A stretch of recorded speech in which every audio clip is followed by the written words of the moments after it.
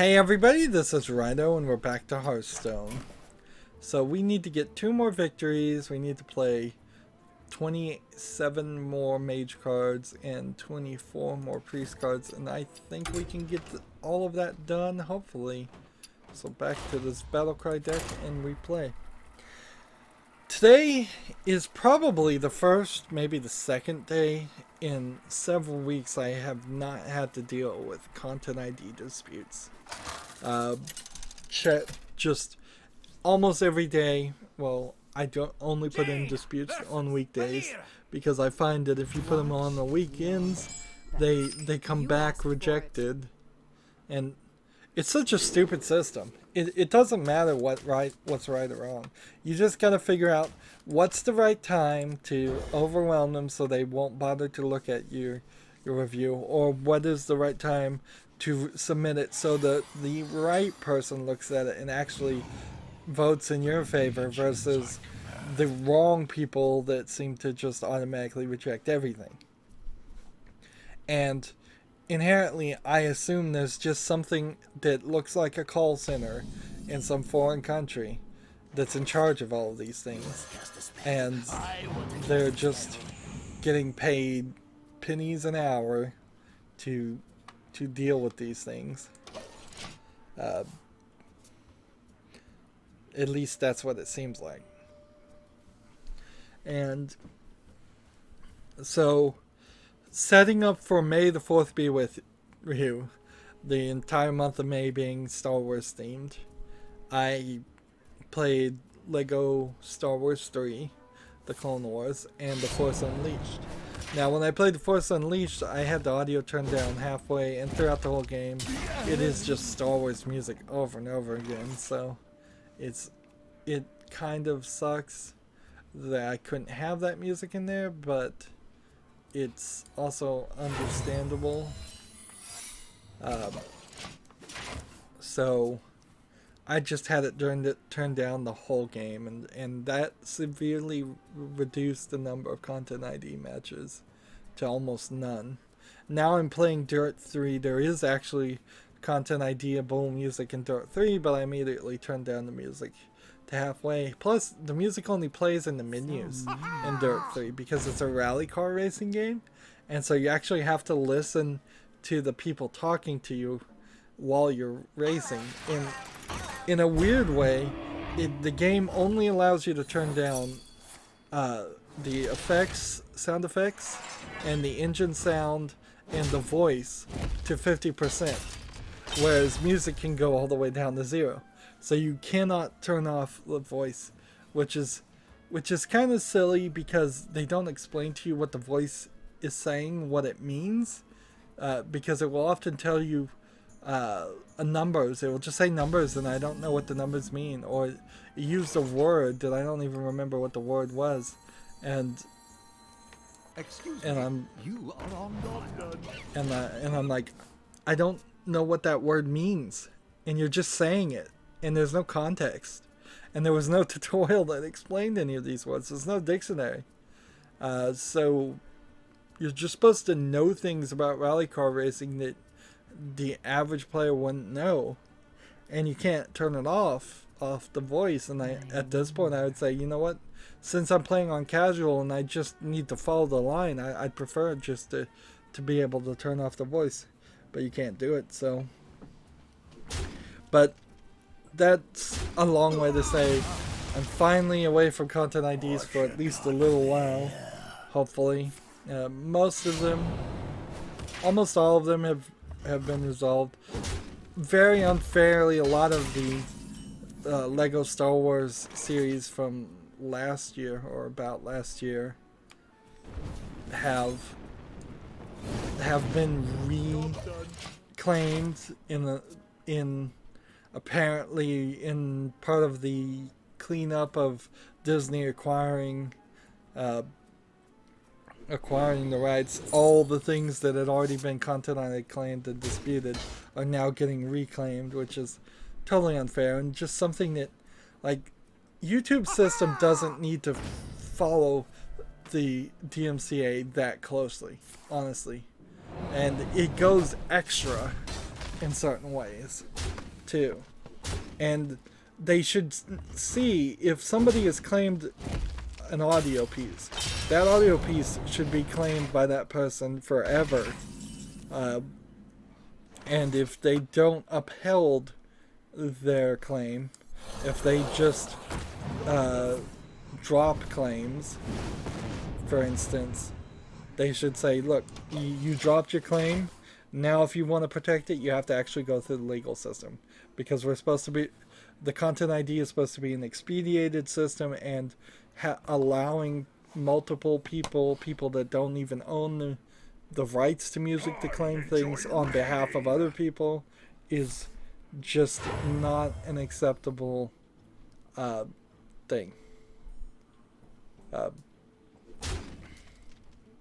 Because it's totally unfair to waste my time on a product that's not even likely to get me any more views because it's old.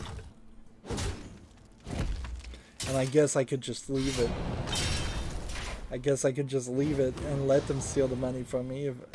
And I suppose if I was busier, that's what I would do. And so I'd just let them win. Let's go ahead and attack before something happens.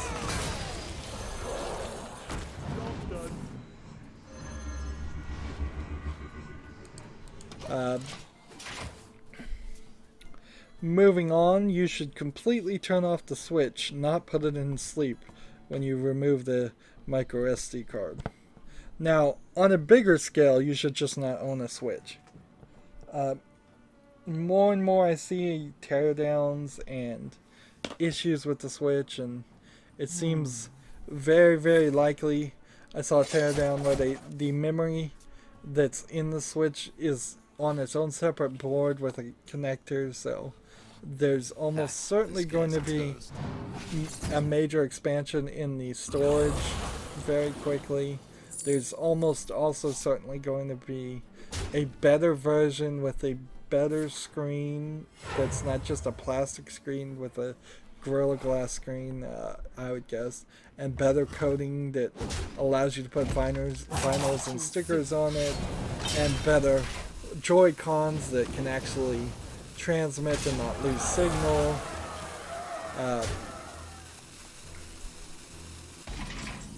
So, like, the revision 2.0, if they even make it to a revision 2.0,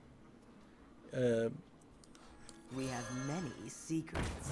Is something This guy's toast. we should plan for. Like, the one thing particularly about the Switch that was interesting to me was, is this potentially going to be a touchscreen tablet that I could hack and just put like an Android operating system on it and use for other things? Could I get Linux on it? Could I do something kind of amazing with it? And I'm not even saying because I want to put ROMs on it.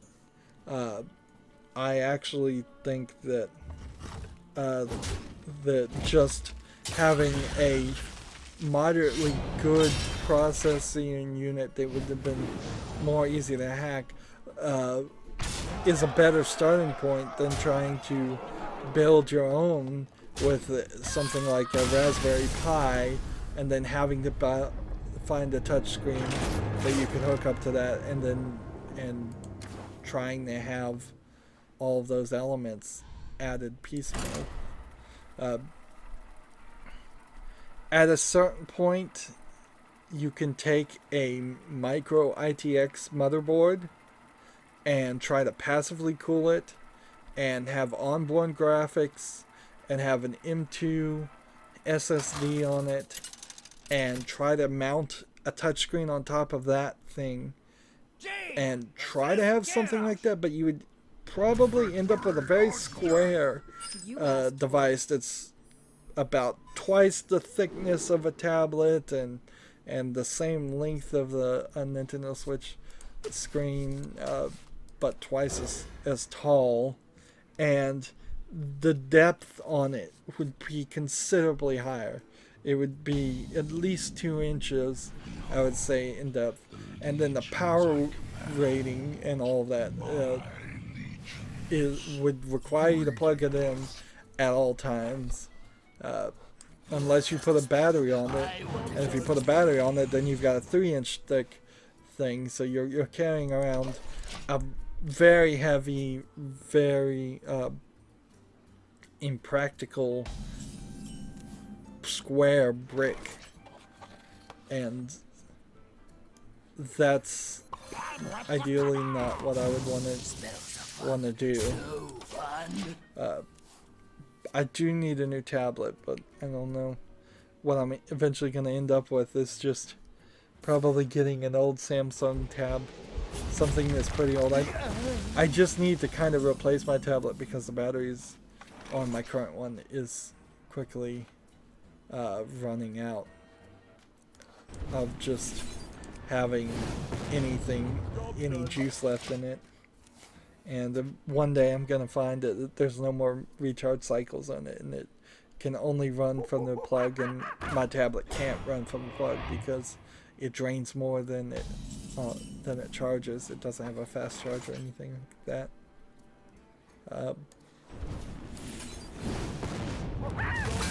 And I would like a tablet, not like a full convertible tablet laptop PC. As I'm looking at my old gaming laptop, just sit and do nothing. But I would like something that maybe I could do a little bit more if I ever get ambitious again and try to get back into doing Linux things. Although where I'm gonna get the time to do any of these things, I have no idea. Can I light your fire? Speaking of wasting time, I did watch this series on Netflix called Drama World, which stars the girl who plays the daughter in the Santa Clarita Diet, I believe is the name of the series on Netflix, where the mother turns into a zombie. And it's kind of funny because the Santa Clarita Diet, if that's actually the name of the series, is a year after Drama World. And in Drama World, the actress plays a college girl, and in Santa Clarita Diet, she plays a high school girl. And so she's playing younger a year later, but she fits fine. She looks young enough for it. It was kind of important to both stories that she play those ages. Drama World is a really great series for people if they want to learn to appreciate Korean dramas, because it's about the main character who's obsessed with Korean dramas and she falls into it. But every episode is only 15 to 20 minutes long, and so they're short episodes, and everything is nearly 100% in English. So you don't have to read subtitles much at all, which is very helpful. You are shivering. Cooking time. And it shows a little bit of how Korean dramas like to break the mold and do some crazy things that you wouldn't see in a standard like soap opera. I'd be much more understanding if somebody said that they watch Korean dramas than I would be if they said they watch soap operas. Not that I would really look down too much on people who watch soap operas too, because usually people who say they like soap operas say they know it's cheesy, they just enjoy the cheese. And I'm like, well, I guess I can understand that.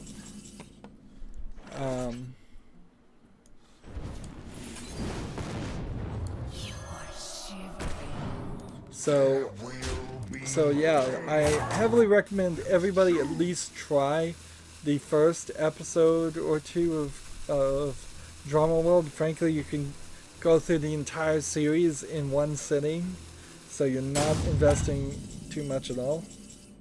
Moving back to video game news though, Rime, the game that kind of looks like Zelda and still might actually succeed because of a simpler fact of just Zelda isn't very much that much of a Zelda game.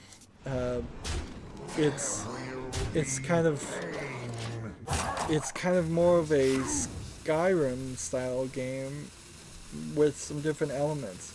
So if you're looking for something that feels a lot more like Ocarina of Time, Rhyme might be it. Although Rhyme is showing some trouble. It has showed some trouble because it was going to be a PlayStation 3 exclusive, and now it isn't. And now we've also found out that at least in Britain, it's going to cost £10 more. So almost $10 more, or probably closer to $15 more for those people. Those people in Britain. Yeah, those people. That's a great way to refer to people, right? And they really didn't explain too much the thought there, other than to say the development for it to run on Switch was more expensive, or caused it to be more expensive. Which, okay, I guess that can be your excuse, but we've never seen this in the video game industry, really. Maybe in the very old days, like Sega Game Gear or Sega Master System games, which were very expensive consoles, and the first had the games be a little bit more expensive, but nothing recently. It's been very consistent, $60 for every console and PC version.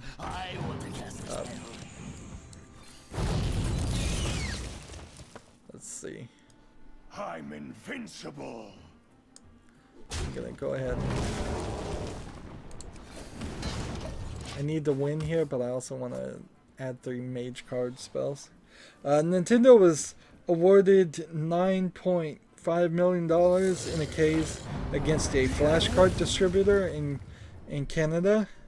Now, inherently, the flashcards were only designed. I mean, I don't think you could do anything else besides put homebrew things on them. They were only designed to put stolen ROMs on them. There's really nothing else you can do with them. And I'm not sure that they didn't win specifically because they just had a copyright on the flashcards. These are probably for 3DS games, because Wii U games, aren't they still disc-based on the Wii U? Yeah, I think the Switch is the first home console to not be disc-based for a while. This and this. And Excuse me, you are on fire. Still want to win, and so I need to hurry up and win.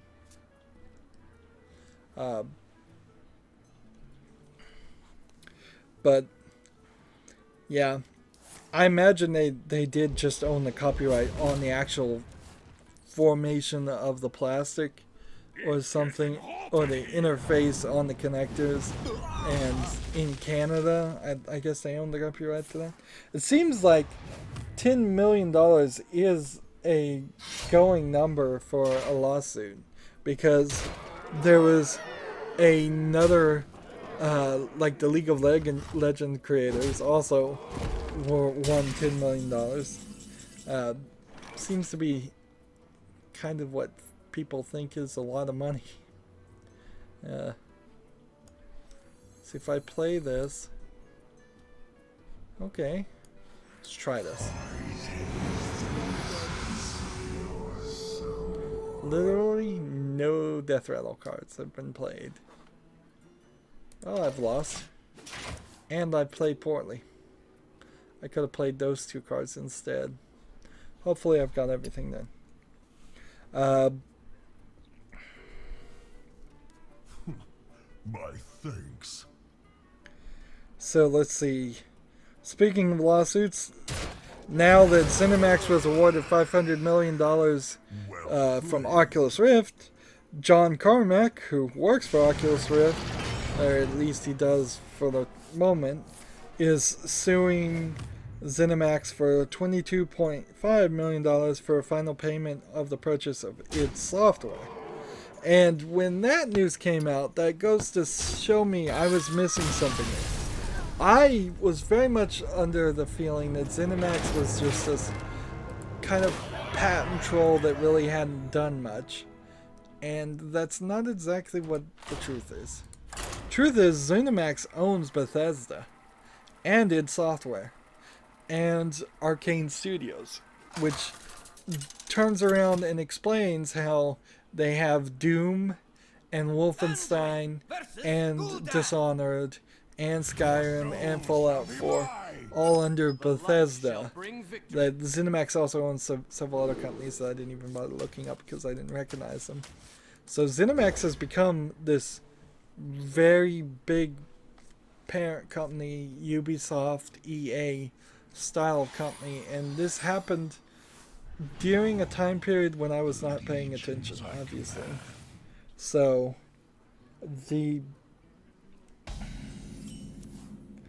this is a big deal. We know that Bethesda was always a little bit sue happy, and very conservative on suing things, and I wouldn't be surprised if what happened is Bethesda formed a parent company above themselves just so that they could keep their own name out of the papers, and they successfully did that enough that it wasn't obvious to me that this is really kind of just Bethesda suing Oculus. Or in this case, with this new lawsuit, it's John Carmack suing Bethesda for $22 million for a final payment that they don't want to pay, obviously. It's very bad blood here. This is always the danger of doing business and doing all these things, is that in the end you may go in thinking you're making a great deal with these people, and you may 2 years down the line be suing because they haven't paid up, and they now are making a lot of money off of your product that they arguably have some right to, but then in the meantime they're making money and you're not, and you owed money. I don't know how ZeniMax doesn't lose this unless they can produce paperwork or something that says they actually did pay. If the claim is valid that they owe money, and the fact that this is even having to go to lawsuit is a shame.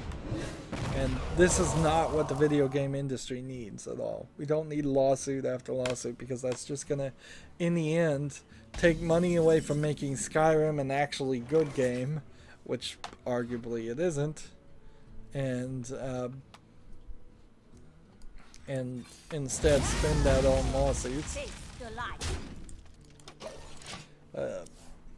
Moving on, talking about wasting money, Super Bomberman R has not been received well. It's going to need a patch for laggy control issues, and this is just Konami not caring about video games again. Let's not forget that in the middle of them making a bad version of Bomberman for the Switch called Super Bomberman R, they are more focused on making Super Bomber Girl, where you play as anime girls whose clothes get slightly destroyed when you lose, as an arcade game in Japan. Konami obviously wasted their time and money. there and should have made a actual good game that would sell way more copies and make way more money on the Switch, and an actual true to the character and true to the series game in the form of Super Bomberman R. And by the way, Super Bomberman R looks just like Bomberman. It looks very kid friendly, and Konami really has to care about both markets in both games if they're going to try to get money from both markets in both games, and they just don't. How many fingers do you see? Face the light. And that's a problem. Moving on, I need to look at how long we're going. Yeah, we're about to run out of time, so sorry. Apparently Victor Vran, which is a game I have and I may eventually play, is coming out with a Fractures Worlds expansion and also the Motorhead expansion that it promised in 2015. So they're catching up there. Victor Vran, I think, is kind of a more... it's a Dracula-based style Diablo game that was alright, but not great, from what I hear. NVIDIA's 378.78 device drivers is giving some giant gains, from what I hear. Up to a 33% rise in I guess, frame rate or something else for